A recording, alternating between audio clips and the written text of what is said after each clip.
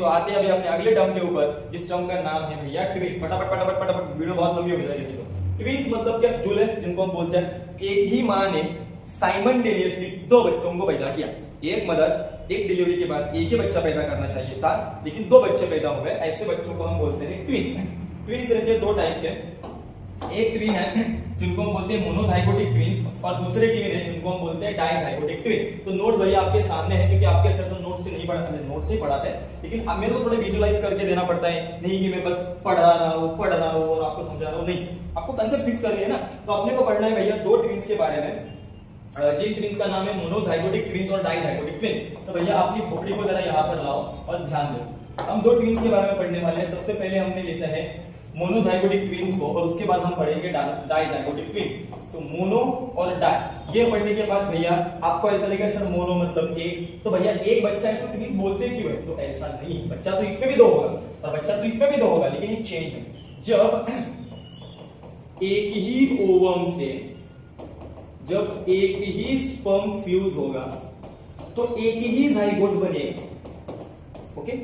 और इस एक जाइगोट से कितना बेबी बनेगा? सर एक ही बेबी बनेगा, लेकिन ऐसा ना होते, इस एक ही जाइगोट से दो बेबी बनते हैं, तो ऐसे टाइप के प्रोसेस को बोला जाता है मोनोजाइगोटिक ट्विन्स। सर आपने ये बोला, हमने इसको एक्सेप्ट किया कि एक ही ओवम एक ही स्पर्म, उनसे एक ही जाइगोट, तो एक ही जाइगोट से या फिर एक ही एम्ब्रियो से जब दो बच्चे पैदा होते हैं तो ऐसे ट्विन्स को हम बोलते हैं मोनोजाइगोटिक ट्विन्स। तो आपने बोला और हमने मान लिया, लेकिन ये बताओ कि एक जाइगोट से एक एम्ब्रियो से दो बच्चे पैदा कैसे होंगे? तो मैं उन्हें बताता हूँ कैसे पैदा होंगे, ओके।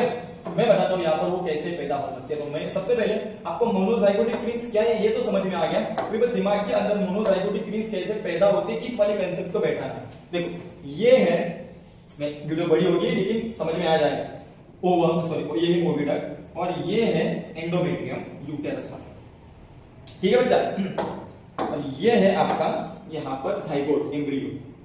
तो इसको टोटल 4 दिन लगते हैं ओविडक्ट से यूटेरस तक जाने के लिए। तो ओविडक्ट से यूटेरस तक पहुंचने के लिए कितने दिन लगे? 4 दिन लगे। और जब ये किसके अंदर चला जाता है, मतलब जाने के लिए रेडी होता है अपने एंडोमेट्रियम भैया के अंदर, तब इसके अंदर कुछ चेंजेस होते हैं और इसके अंदर ऐसे चारों ही बाजू से, ये एकदम डिटेल है बस पढ़ा रहा, ये ऐसा पूरा का पूरा एक स्ट्रक्चर तैयार होता है और इस स्ट्रक्चर को बोलते हैं मोरूला।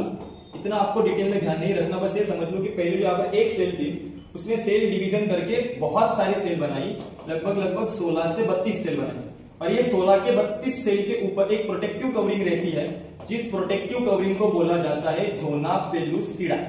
जो ज़ोना पेलुसिडा इस अंदर तैयार हुए एग को ओविडक्ट के अंदर ही ना बैठाते हुए यूटेरस के अंदर फिट हो, इसके लिए मदद करते हैं। क्योंकि अगर ये एग ओविडक्ट के अंदर ही चिपक गया तो वो किसके अंदर ग्रो हो जाएगा? ओविडक्ट के अंदर ग्रो हो जाएगा, और ओविडक्ट को इतने बड़े बच्चे को हैंडल नहीं कर सकते। तो इसके वजह से हम उसको यूटेरस के अंदर ही शिफ्ट करते हैं, बिकॉज यूटेरस स्ट्रेच होता है। तो वो किसी और जगह पर इंप्लांट ना होके सिर्फ एंडोमेट्रियम के अंदर ही इंप्लांट हो, इसके लिए जो लेयर मदद करती है इसको बोलते हैं ज़ोना पेलुसिडा। क्लास 12 में डिटेल में सीखोगे।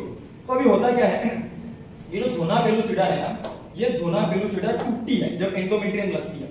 तो मान लो ये है आपकी ज़ोना पेलुसिडा और ये ऐसी टूटती है, और इसके अंदर से आपके जो सेल्स है, ओके, एम्ब्रियो के जो सेल्स है वो सेल्स बाहर निकलते हैं और किसके अंदर इंप्लांट हो जाते हैं?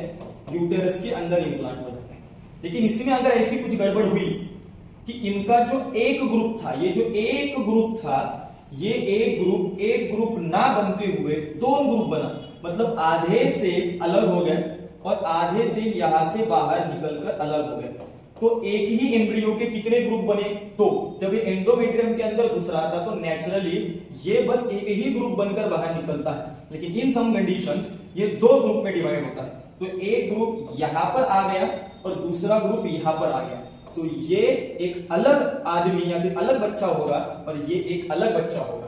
तो जब एक ही एम्ब्रियो से 2 ग्रुप्स के सेल्स निकलते हैं और एक ही एंडोमेट्रियम के अंदर दोनों अलग अलग बैठते हैं, तो इससे क्या साबित होता है कि एक ही एम्ब्रियो के मदद से, ओके कितने बच्चे पैदा हुए? 2 बच्चे पैदा हुए और इसको हम बोलते हैं मोनोजाइगोटिक ट्विंस। आई होप कि जो मैंने आपको पढ़ाया वो आपके मोटी खोपड़े में घुस गया होगा। डाइजाइगोटिक ट्विंस एकदम सिंपल। देखो ये है ओविडक्ट, यूटेरस और ये है एंडोमेट्रियम।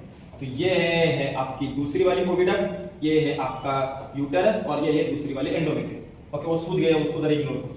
तो कई बार क्या रहता है, मेंस्ट्रुअल साइकिल के मदद से सिर्फ एक ही साइड से एक ही ओवम आना चाहिए, लेकिन मेंस्ट्रुअल साइकिल में हो रही इरेगुलरिटी की वजह से एक ही महीने में दोनों साइड के ओवरी से ओवम निकलता है। तो मेरे को बताओ, जब साइमल्टेनियसली दोनों साइड के ओवरी से ओवम निकलेगा तो उस फीमेल के अंदर टोटल कितने एग हो गए? 2 एग हो गए। और स्पर्म तो लाखों की संख्या में रहता है, तो कुछ नहीं, एक स्पर्म लेफ्ट साइड के ओवम को, स्पर्म बहुत है अपने पास, एक स्पर्म लेफ्ट साइड के ओवम में जाकर फ्यूज होगा और दूसरा दूसरे साइड के ओवम में जाकर फ्यूज होगा। तो यहां से एक एम्ब्रियो बनेगा और यहां से एक एम्ब्रियो बनेगा। तो at same month same time पर कितने एम्ब्रियो बने? 2 एम्ब्रियो बने। और ये एम्ब्रियो यहां पर जाकर फिट हो जाएगा और ये एम्ब्रियो यहां पर जाकर फिट हो जाएगा। तो एक ही यूटेरस के अंदर कितने बच्चे पैदा होंगे? 2 बच्चे पैदा होंगे। इस तरीके की कंडीशन को बोला जाता है डाइजाइगोटिक ट्विंस। अभी मेरे को यहां पर बताओ, एक ही स्पर्म था और एक ही ओवम था, मतलब या तो ये एक्स क्रोमोसोम वाला स्पर्म रहेगा या तो ये वाई क्रोमोसोम वाला स्पर्म रहेगा। तो इससे जो बेबी 2 पैदा होंगे वो सेम जेंडर के रहेंगे, या तो मेल या तो फीमेल। और मोनोजाइगोटी में कई बार ना उनके ऑर्गन्स भी चिपके हुए आते हैं, लेकिन यहाँ पर अलग स्पर्म गया और यहाँ पर अलग स्पर्म गया, तो बच्चों चांसेस है यहाँ पर शायद एक्स स्पर्म वाला गया रहेगा, यहाँ पर वाई क्रोमोसोम वाला गया रहेगा। तो ऐसे वक्त डाइजाइगोटिक ट्विंस में अलग अलग जेंडर भी पैदा हो सकते हैं। तो इसी तरीके के ट्विंस को हम बोलते हैं डाइजाइगोटिक ट्विंस। और मैंने आपके मोटी खोपड़ी में डाइजाइगोटिक ट्विंस और मोनोजाइगोटिक ट्विंस की कंसेप्ट बैठा दी। और लास्ट टॉपिक के साथ हम इस चैप्टर का इस वीडियो का आखिर करने वाले फटाक से 1 मिनट के अंदर, दैट इज रिप्रोडक्टिव हेल्थ। देखो हेल्थ मतलब क्या? कोई बंदा फिजिकली भी ओके है, मेंटली भी ओके है और इमोशनली भी ओके। ऐसा नहीं है कि फिजिकली एकदम सही है भैया लेकिन डिसीजन कुछ भी ले रहा है, तो वो फिजिकली भी सही है, मेंटली भी सही है, सोशली भी सही है, मतलब समाज में किस तरीके से बिहेवियर करना है ये भी इसको पता है, उसकी मेंटल हेल्थ भी ठीक है और उसकी फिजिकल हेल्थ भी ठीक है।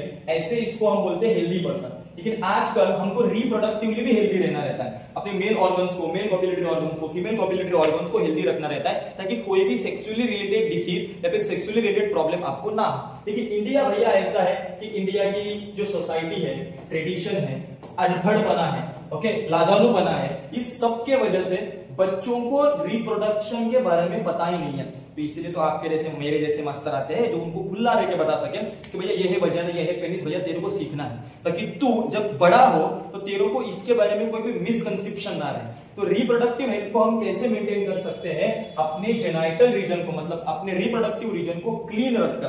तो जब हम पढ़ेंगे, जब इसको समझेंगे, तभी हमारे मन के अंदर ये जो पर्टिकुलर टॉपिक है, ये टॉपिक फिट बैठ सकता है और हम समाज में एक अच्छा नागरिक बनकर आगे बढ़ेंगे।